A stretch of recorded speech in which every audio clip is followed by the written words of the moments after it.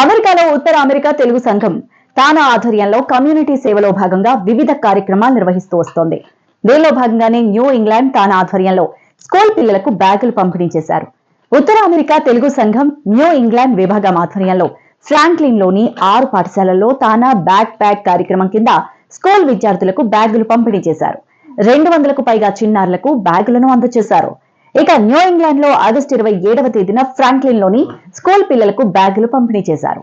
ఈ బ్యాగ్ లో crayons, erasers, pencils, sharpeners, పెన్నులు, ఇతర తదితర వస్తువులు ఉంచి విద్యార్థులకు అందజేశారు. ఈ కార్యక్రమంలో న్యూ ఇంగ్లాండ్ లోని తానా నాయకులు పాల్గొన్నారు. తానా న్యూ ఇంగ్లాండ్ ప్రాంతీయ ప్రతినిధి మౌనిక మానికొండ, తానా ఇంటర్నేషనల్ కోఆర్డినేటర్ కృష్ణప్రసాద్ సోంపల్లి, త్రిభువన్ పారుపల్లిలు పాల్గొన్నారు. అమెరికన్ రెడ్ క్రాస్ సంస్థ గత కొంతకాలంగా అమెరికాలో రక్తం కొరత ఉందని దాతల ముందుకు వచ్చి సహకరించవలసిందిగా కోరింది.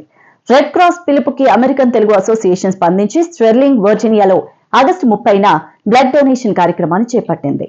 ఆటా సంస్థ ఐనోవా సహకారంతో ఈ కార్యక్రమం జరిగింది. ఇక Ravi Challa, Zeenat Konduru, ATA Washington DC metro area సభ్యులు ఈ కార్యక్రమాన్ని విజయవంతం చేశారు.